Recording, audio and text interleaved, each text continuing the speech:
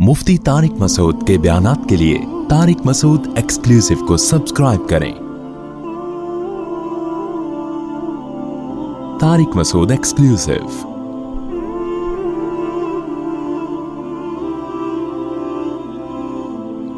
कुरान के अल्फाज देखें, ला तजअल यदका मगलूलतन इला उनुक़िक, ना तो इतने कंजूस बन जाओ कि अपने हाथों को गर्दन से बांध लो, वला तबसुतहा कुल्लल बस्त, और ना अपने दोनों हाथों को ऐसे फैला के उड़ाना शुरू कर दो, वब्तगी बैन ज़ालिका सबीला, इन दोनों के दरमियान एतदाल वाला रास्ता इख्तियार करो। अच्छा, हर आदमी कहता है मैं एतदाल से चल रहा हूं, कि ना मैं इतना ऐसे उड़ा रहा हूं और ना मैं कंजूस हूं, क्योंकि मैंने उस दिन मेरी गाड़ी का शीशा एक बंदे ने साफ किया था, मैंने उसको 10 रुपए दिए थे, मैं तो बिल्कुल भी कंजूस नहीं हूं। उस दिन चमूनी आपा आई थी हमारे मोहल्ले में, मेरी वालदा की बड़ी अच्छी दोस्त हैं, तो मैंने उनको चाय पिलाई थी, मैं तो मैंने यहाँ, मेरी मिसेज ने कहा था कि 2 समोसे ले आओ, मैं ले आया था। अगर मैं कंजूस होता तो मैं कहता नहीं, नान नफके के अलावा कुछ भी घर में नहीं आएगा। तो आप में एतदाल है या नहीं, ये फैसला खुद ना करो मेरे भाई। कभी कुछ दिन सखी लोगों के साथ गुजारो तो हम सबको पता चलेगा कि हम सब क्या हैं, कंजूस हैं। समझ रहे हो, हम सब कंजूस हैं। कुछ दिन सखी लोगों में उठो बैठो। इस्लाम चाहता क्या है? जो इस्लाम चाहता है वो तो मैं पूरी बात कहूंगा तो शायद जुम्मा पढ़ना छोड़ दें आप लोग। इस्लाम कहते हैं मुसाफिर खाना समझो इसको, इतना ना उड़ाओ कि कल मांगने की जरूरत पेश आ जाए, बस इससे कम खर्च करो, ठीक है ना, ये रखने की चीज नहीं है।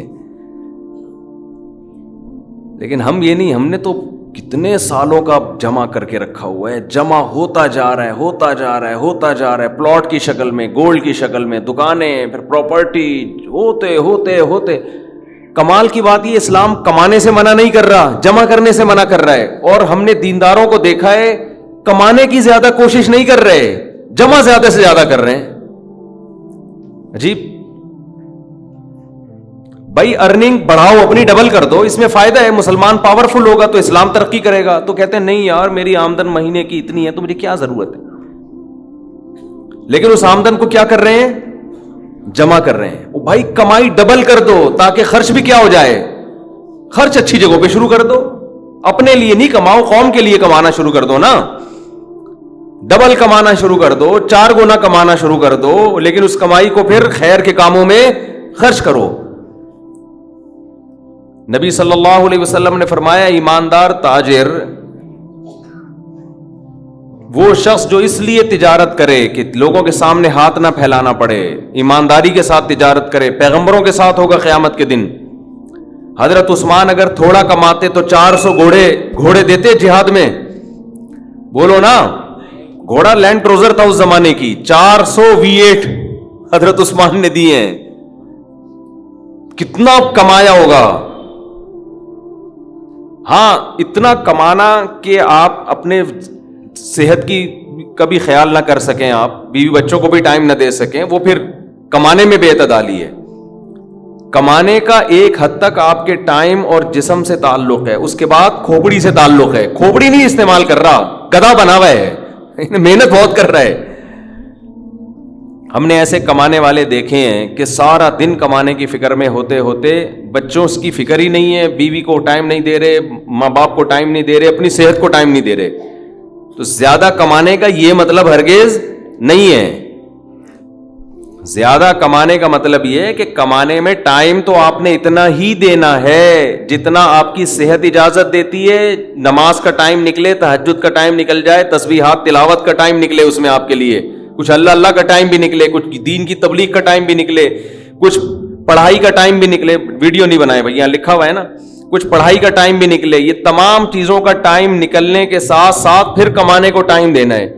उसमें फिर जब इतना टाइम देके फिर प्लानिंग करके उसको बढ़ाने की कोशिश करनी है, अर्निंग को बढ़ाने की कोशिश करना है। ये नहीं कि आपने टाइम ज्यादा देना शुरू कर दिया उसमें।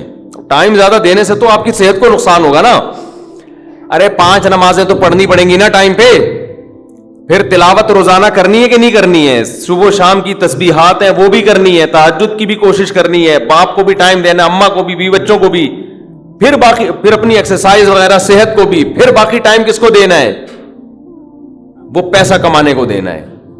پھر اس پیسہ کمانے کے کو جتنا ٹائم آپ نے دے دیا تو اس میں آپ کہہ سکتے ہیں کہ پھر ہم اس کو بڑھائیں کیسے؟ ہم تو 8 گھنٹے کمانے کو دے رہے ہیں, اب اس میں کیسے بڑھائیں ہم؟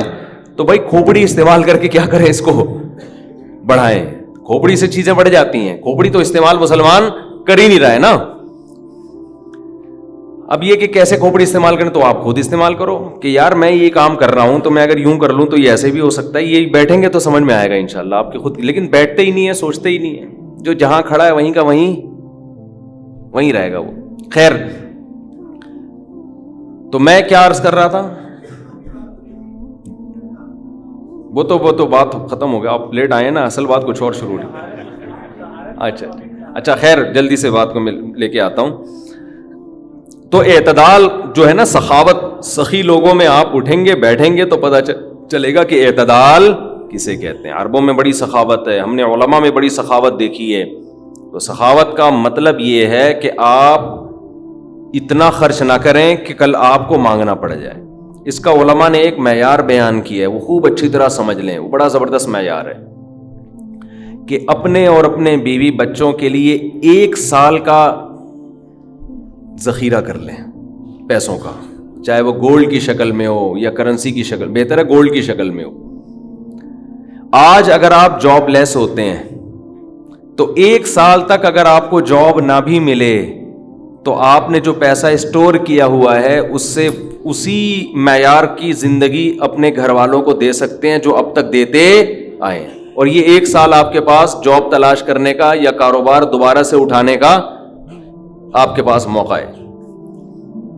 1 سال سے زیادہ کی پھر کوئی انتہا نہیں ہے. لوگ کیا کرتے ہیں, جمع کر رہے ہیں کہ کل اگر جاب چلی گئی, کل اگر کاروبار ٹھپ ہو گیا تو بھائی کل کیا, پھر تو خبر تک کا رکھو سنبھال کے, وہ تو پھر ٹینشن سے ہی دنیا سے جاؤ گے. تو کچھ اللہ پہ توکل کرو نا اس معاملے میں. اللہ ہمارے بس میں یہ تھا, 1 سال ایک خاص مقدار ہوتی ہے, اس میں چاروں موسم آ جاتے ہیں. بھائی کاروبار آپ کا نہیں چلا, سردی میں نہیں چلا تو ہو سکتا ہے گرمی میں چل جائے, خزاں میں چل جائے, بہار میں چل جائے, تو کبھی نہ کبھی تو چلے گا. نہیں چلا تو پھر اللہ نہیں چلانا چاہتا, وہ اسی میں اللہ کرے بیٹھ کے. جو آدمی اللہ پہ اعتماد توکل نہیں کرتا وہ تو کبھی زندگی میں سکون میں آ ہی نہیں سکتا ہے. تو 1 سال کا اسٹور کر لیں آپ. اور بہت اللہ نے پیسہ دیا ہے تو بچوں کے لیے ایک پراپرٹی لے کے ڈال دی, پلاٹ 2-4 لے کے ڈال دیے. مرنے کے بعد بچے بالکل روڈ پہ نہ آ جائیں, بس باقی کیا کرو, کھاؤ کھلاؤ. ٹھیک ہے, کیا کریں. ایک لطیفہ سنا دوں, ہمارے ایک دوست نے بھیجا تھا, بڑا زبردست قسم کا. ہمارے ایک دوست ہیں لاہور میں, انہوں نے کسی کا لطیفہ بھیجا, لیکن لطیفہ بڑا سبق آموز ہے. وہ ایک آدمی گیا گوشت کی دکان پہ, شاید آپ لوگوں نے بھی سنا ہو, اور کہنے لگا کہ 1 کلو گوشت دے دو. اتنے میں ایک بندہ آیا, یہ آدمی لینڈ کروزر میں گیا نا, بڑی VIP گاڑی میں, مالدار آدمی ہے. گوشت کتنا لے رہا ہے؟ 1 کلو. دوسرا آدمی آیا, اس نے کہا بھائی 10 کلو گوشت دے دے, چانپیں بھی اور دل بھی, کلیجی بھی, پٹ کا گوشت الگ, بکرے کی الگ نکال, فلانے الگ نکال. بڑے بھائی وہ کسائی اس کو چھوڑ کر اس کے پیچھے لگ گیا نا, اس کو پہلے گوشت بنا کے دیا. یہ جو 1 کلو والا تھا نا, 1 کلو والا, اس کو غصہ آیا کہ یار اس کو تو 10 کلو دے رہا ہے کم بخت, 10 کلو والے کو پہلے دے رہا ہے. اس نے کہا بھائی وہ اس کا آرڈر بڑا ہے, وہ پرانا کسٹمر ہے ہمارا. اس نے کہا یار اس کے پاس اتنا پیسہ کہاں سے آیا کہ اتنا ویسے گوشت لے کے جا رہا ہے. اس نے کہا بات یہ ہے کہ اس کی 4 بیویاں ہیں. اس کی کتنی بیویاں ہیں؟ 4 بیوی, 4 بیوہ ہیں. اور یہ 4 بیویاں کسی مالدار آدمی کی بیویاں تھیں جو ان کے لیے بہت پیسہ چھوڑ کے گئے اپنی بیویوں کے لیے. اس مالدار نے کھایا کم اور بچایا بولو زیادہ. اب بچانے میں زندگی گزر گئی اس کی, تو ظاہر ہے کھانا نصیب نہیں ہوا, مر گیا. وہ مر گیا جب میں نے اس اسٹائل سے کہا نا, تو مجھے وہی یاد آ گئے لڈن جعفری, اللہ مر گئے پھر دوبارہ زندہ ہو گیا. کچھ اسٹائل اچھا تھا. تو بچایا نہیں اور سوری بچا بچا کے مر گیا. اب ظاہر ہے بیوی جو تھی ان کو پیسہ مل گیا ٹھیک ٹھاک, اب ان کے پاس پیسہ ہے, بندہ مارکیٹ سے شارٹ ہے. عورت کو ظاہر ہے پیسے کے ساتھ شوہر بھی تو چاہیے نا, اس میں بھی ڈیزائرز ہیں, اس کو بھی ضرورت ہے میاں کی. تو یہ غریب کا جذبہ تھا 4 شادیاں کرنے کا نا, تو یہ کرتا چلا گیا. پرانے والے کا سارا پیسہ کس کے پاس آ گیا, اب یہ بیوی کے خرچے پہ کھا رہا ہے, یہ بچا نہیں رہا, ظاہر ہے عورت کا پیسہ ہے. تو یہ دوسرے کے پیسے پر ان کی بیویوں سے شادی بھی کی ہوئی ہے اور اس دوسرے کے پیسے پر کھا بھی رہا ہے, اس لیے یہ 10 کلو گوشت لے کے جاتا ہے. سمجھ رہے ہو, اس نے فوراً کہا میرے لیے بھی 10 کلو بنا دے, میں نہیں چاہتا میرے مرنے کے بعد میرا ہوا بچا پیسہ کوئی اور بے غیرت استعمال کرے. معذرت کے ساتھ, ابے پہلے خود تو کھاؤ. اس وقت جو تمہاری حاضر سروس بیوی ہے, بولو تم جب تک میری بیوی ہو تو کھاؤ, ٹھیک ہے نا, تم بھی کھاؤ میں بھی کھاؤں گا. مر گئے تو بھائی وہ اس کے لیے نکاح کا دروازہ, اور جب ہمارے بیانات چل رہے ہیں تو یہ تو اور دروازہ کھل گیا ہے. پہلے تو بیوہ کو رشتہ ہی نہیں ملتا تھا نا, اب تو بہت سی بیوہ ایسی مارکیٹ میں آ گئی ہیں, پیسہ بہت ہے بندہ نہیں ہے, ہم اپنے خرچے پہ شادی کرنے کے لیے تیار ہے, کوئی شریف آدمی مل جائے ہمیں. اب تو ایسی بیوہ بہت آ گئی ہیں مارکیٹ میں کہ جی پیسہ ہمارے میاں بہت چھوڑ کے گیا, بندہ نہیں ہے. تو میں نہیں کہہ رہا آپ بیوی کے لیے پیسہ نہ بچائیں, لیکن یہ دماغ میں رکھیں کوئی بغیرت آپ کے پیسے پہ آپ کی بیوی کے ساتھ زندگی گزارے گا, خرچہ آپ کا ہوگا, آپ اس کو پیسہ دے کے جا رہے. تو اعتدال اس چیز میں ضروری ہے. ایسے لاوارث نہ چھوڑو اپنے بیوی بچوں کو, لیکن اعتدال اتنا بھی نہ دو کہ ہری ہری سوجنا شروع ہو. بچوں کے لیے بھی بناؤ کچھ.